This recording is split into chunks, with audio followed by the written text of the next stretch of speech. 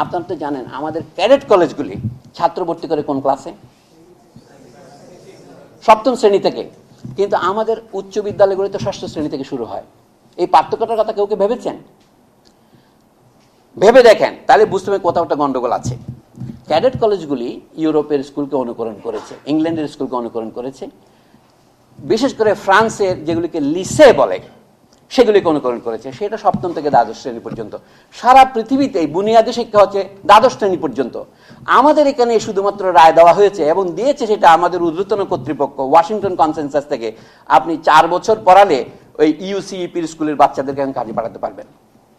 এটা তো আইনগতভাবে শ্রেণী বৈষম্যকে প্রতিষ্ঠা করা। এটার নাম নন ফর্মাল এডুকেশন, উপানুষ্ঠানিক শিক্ষা। এবং এটার বিরুদ্ধে বলার জন্য আমি শেখ হাসিনার চেয়েও কঠোরতর স্বৈরাচারের হাতে নিপীড়িত হয়েছি। এটা ব্রাক, এই যে গণ সাক্ষরতা অভিযান, এই যে রাশেদা কে চৌধুরী, এরা তো আমাকে প্রায় বেরেই করে দিই মিটিং থেকে। বলে আমাদের গরিব বাচ্চাদের আমি 4 ক্লাস পর্যন্ত পড়াচ্ছি, আপনি তার বিরোধিতা করতে চান? বলে উল্টো বুঝলি রাম।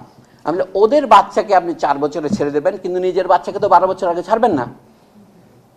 অর্থাৎ এই যে স্বৈরাচার শুধু শেখ হাসিনা একা করে নাই, স্বৈরাচার কিন্তু এর মধ্যে প্রতিষ্ঠিত আছে। এই জন্য বলছে শিক্ষা ব্যবস্থার আমূল সংস্কার যারা করতে চান তাদের সমাজ ব্যবস্থার সংস্কারের কথা ভাবতে হবে। আমাদের প্রাথমিক শিক্ষা সর্বজনীন করতে হবে। এটা যদি আমি বলি প্রাথমিক শিক্ষা কয় বছর, আপনাকে এটা সংজ্ঞা দিতে হবে না? কিন্তু এটা কোথাও সংজ্ঞা দেওয়া নাই, জাতিসংঘও দেওয়া নাই। আন্তর্জাতিক মানবাধিকারের আন্তর্জাতিক ঘোষণা তো দেখবেন প্রাথমিক শিক্ষা হবে বিনা পয়সায়, প্রাথমিক শিক্ষা হবে বাধ্যতামূলক, এইসব কথা আছে। কিন্তু কয় বছরকে প্রাথমিক শিক্ষা বলে তা কোথাও তারা বলেননি, বলে কোনো দোষ করেননি। আমরা যেটাকে মাধ্যমিক উচ্চ মাধ্যমিক, এই সবই হচ্ছে বুনিয়াদী শিক্ষা।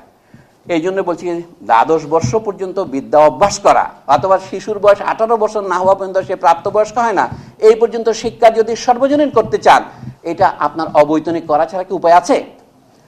হতে পারবে বর্তমান অবস্থাতে হবেই না। অবৈতনিক কেন? সেই যে স্কুলে যাচ্ছে সে তো সমাজের জন্য কাজ করছে, আপনি তাকে অগ্রিম বিনিয়োগ করছেন, তাকে তো বেতন দিতে হবে আপনার।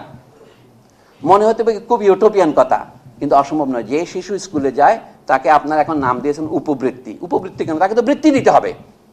মানে বলছি আমাদের টাকা নাই, দিতে পারছি না, আমাদের জাতীয় উৎপাদের মনে করেন শতকরা 12 ভাগ খরচ করছি, তাহলে এটা সম্ভব। শিক্ষকদের বেতন 2 গুণ করা যায়, ছাত্রদেরকে বৃত্তি দেওয়া যায়, এবং তাতে শিক্ষার গুণগত পরিবর্তন হতে 10 বছরের বেশি লাগবে না। আগে পরিমাণগত পরিবর্তন, তারপর 10 বছরের বেশি লাগবে না। এটা শুধু কিউবা বা নিকারাগুয়ার উদাহরণ দিচ্ছে না, আমরা যেটা চাচ্ছি সেটা কি?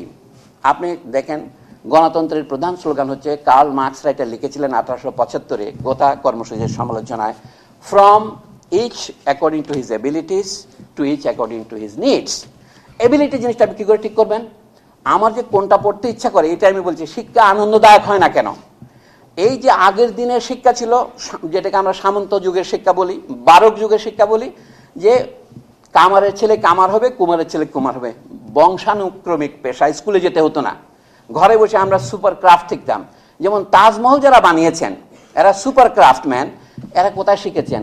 এরা সব ঘরানার মধ্যে শিখেছেন। এখনো ভারতীয় উচ্চাঙ্গ সঙ্গীতের যেমন ঘরানা আছে, আজকাল আমরা মিউজিক বোর্ড করছি, স্কুল করছি, কিন্তু আগে এরকম ছিল। সেইটা সব পেশাতেই ছিল, কিন্তু সেটার একটা অন্ধকার দিক ছিল যে আপনি পেশা পরিবর্তন করতে পারছেন না, সারা জীবন ওইটাই করতে হচ্ছে আপনাকে, বাপের পেশাই করতে হচ্ছে। আমদাদা লেখানের ছেলেকে আবারও ওই সরদে বাজাইতে হচ্ছে।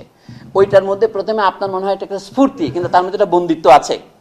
আধুনিক ধনতন্ত্রে যে ধনতন্ত্রের স্পেশালাইজেশন অফ লেবার, যেটাকে বলে ডিভিশন অফ লেবার, এটা কিন্তু আপনার মধ্যে সেই স্বাধীনতা এনেছে। কিন্তু এখন নতুন হলো কি, আবারও আপনি যদি সমাজের সাবলটান ক্লাস বা নিম্নবর্ণের লোক হন, আপনাকে ওই নিম্নবর্ণের পেশাগুলি অবলম্বন করতে হয়।